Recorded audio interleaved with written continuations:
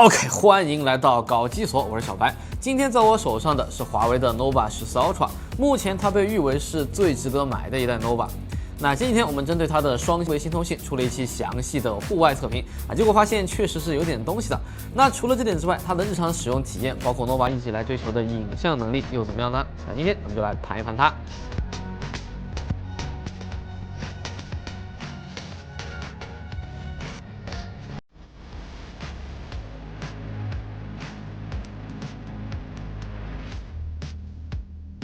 我手上这台的配色叫做流光紫，拿在手上随着来回晃动，可以看到类似编织的网格状条纹，在明亮场景下光线的变化则更加明显。配上它的玻璃后盖，整体质感看上去十分高级。不过中框虽然看上去是亮面的金属，但实际却是塑料。镜头 deco 采用2段阶梯式的设计，说实话体积并不算小，而且这个椭圆形的基座凸起的地方棱角分明，在单手握持时，食指还是能很明显感觉到没那么自在的。好在这次 Nova 14 Ultra 的屏幕形态用上了 Mate 70 Pro 同款的4周微曲设计，背面棱角处也很好的做了收弧处理，加上贴膜后206克并不算沉的重量，这些特征都让它的手感还算是人握持。在 deco 上方和下方各有一组灯珠，上方是手电筒，下方则是闪光灯。相信有不少观众会好奇，这2组灯珠要是能同时开，那亮度不得爆炸不过实测下来并不能。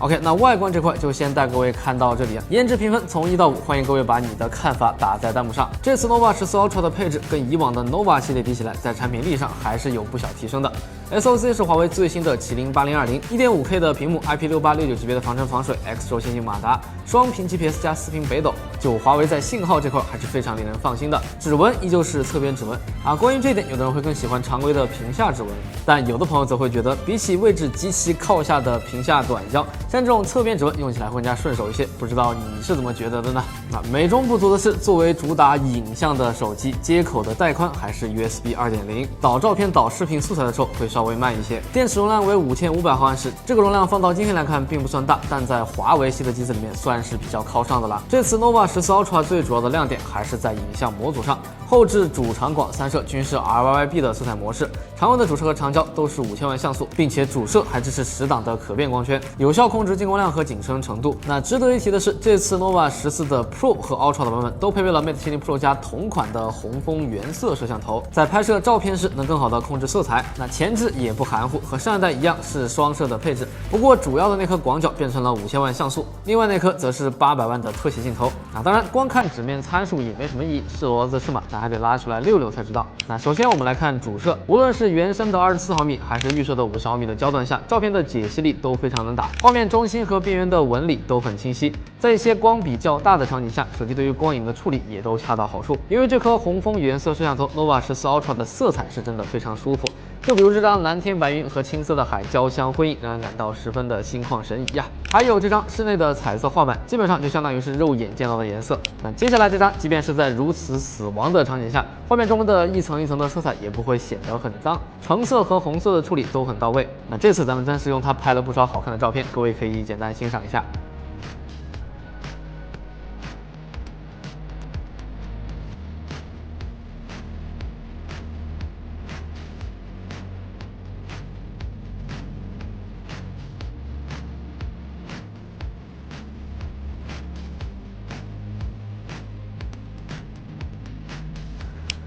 而超广角的素质也很不错，画面锐度依旧能打，线条多的场景下，边缘的畸变控制的也非常好，基本上没有出现明显的拉伸的情况。而原生3.7倍下的长焦素质也很不错，比如这张，无论是前景的建筑还是远方的云朵，细节都得到了很好的保留。一些建筑较多、线条比较复杂的场景也依旧比较清晰，没有明显的涂抹感。不过数码变焦到10倍之后，此时建筑的涂抹感就开始显现了起来，算法介入也比较明显。但对于一些比较简约、线条没有那么密集的场景，它也还是很出片的。除了超长焦场景略微弱势之外，夜景的表现也没有白天那么强势。还是先看主摄。虽然在红枫原色镜头的加持下，画面色彩就不用担心，但整体的解析力，尤其是边缘部分，还是有着一定的下滑。所以这台 Nova 14 Ultra 它的拍摄还是比较吃光线的。最后，咱们再单独来看看很多小伙伴都很看重的人像部分。场景选择的是下午河边，可以看到，即便是难度较大的逆光场景，人像模式不开任何美颜，人物的面部依旧白皙透亮，头上草帽的细节也得到了很好的保留。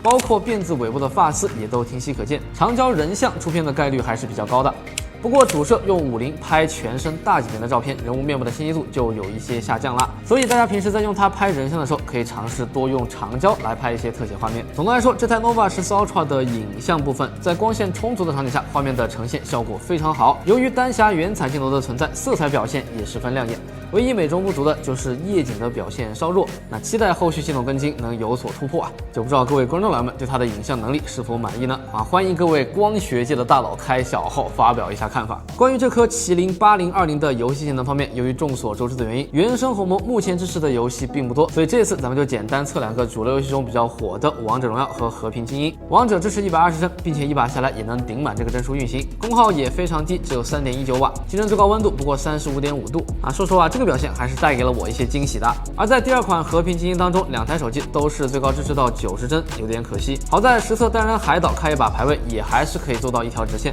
功耗则是2.85瓦，机身最高温度跟刚才差不多35.7度。那既然它在低负载下的游戏表现这么亮眼，难道说它的续航终于也要站起来了吗？由于鸿蒙暂时玩不了原神，因此我们将之前续航测试中的原神替换成幻塔。实测这台 Nova 14 Ultra 在我们循环到关机的测试模型中坚持了8小时37分钟，在我们测过的华为系的机子当中，仅次于5700毫安时的 Pure 80 Ultra， 这个成绩已经相当可以了。而充电方面，适配器的功率给到了100瓦，实测从1%充到100%，一共耗时1小时10分钟，中规中矩。那整体的续航体验照比上一代肯定是有不小提升的。而系统方面，这次 Nova 14全系都是出厂搭载鸿蒙 OS Next 没法再自主选择了。因此，对于咱们大部分普通用户来说，换之前还是有必要好好去线下了解体验一下鸿蒙 OS Next， 然后再想清楚自己能否接受用它来做主力机。除了咱们刚才提到过的游戏方面，目前很多常用的 App 虽然已经适配了，但是跟安卓端的相比，还是有一些小功能并不支持。而这些功能就属于是那种平时你用不到的时候觉得也没什么，但当你有需求却发现它不支持的时候就非常难受。拿微信举例，比如朋友圈它不支持更换背景你说它关键吗？可能因人而异，但就是有点小难受。再就是小程序界面不支持搜索，只能去历史记录里面找之前用过的。要是之前没用过，就只能让同行的朋友转发给你这点还是有点不太方便的。包括在设置界面中的功能也少了一些，就像微信这种常用软件，还是希望开发者们能够再加把劲儿啊。另外，在某音中，在常用功能这块也比较少，所以如果你是一个比较爱记录生活，并且分享欲较强，有自己投稿视频的需求的话，可能相对会比较难受。而且当你在评论区发现了一些好玩的评论时，想转发给你的朋友也还是不支持，就只能通过很原生的截图手段来进行操作。当然，这样也并非全都是缺点。得益于功能简洁，很多 App 不再变得那么臃肿 ，App 的大小照比安卓端都要小了一圈，再加上没有那么多额外的别的功能了 ，App 的使用效率也有很大的提升。最关键的是，用过这个系统的人都清一色的表示，它的广告非常少。我从安卓转到鸿蒙之后，对这点的感知真的非常强烈。很多常用软件开启时不需要再点一下跳过，也不需要再担心因为不小心晃了一下手机而跳转到别的平台耽搁你的时间，这一点真的得给个好评。总的来说，鸿蒙 OS Next 是否适合拿来当主力机，还是因人而异。有的人用手机就比较追求效率，不会去折腾什么花里胡哨的功能和 App， 但有的小伙伴就是对一些小众的 App 非常刚需，也不愿意通过卓一通的方式去折腾。所以换之前，还是建议大家针对性的去查一下自己常用的那几个小众 App 是否支持。很多人虽然用着华为手机，但是还是选择了没有升级鸿蒙 Next， 那我是100%理解的。但对于那些愿意使用鸿蒙 Next 的用户，我也十分的尊重。毕竟只有用的人多了，厂商对 APP 的优化才会越来起劲，开发者们也会越有动力。那谁又不想让自己的手机有一个广告少、隐私性强、功能又齐全的系统呢？那估计这次 Nova 全系都强制鸿蒙 Next 的这个决定，也是想借着随之而来的用户数量激增而加快厂商和开发者们对 APP 的优化速度吧。OK， 那么以上就是这台 Nova 14 Ultra 的全部内容了。作为目前最能打的一代 Nova 产品本身，不论是外观、用料、SoC 的能耗比，各个方面照比以前都有着不小提升。国补之后3699起的价格，考虑到产品力的提升也合情合理。那当然，要是能再便宜点就更好了。OK， 如果喜欢这期视频，还请点一个免费的赞。这里是搞一所有小白，咱们下期视频再见，拜拜。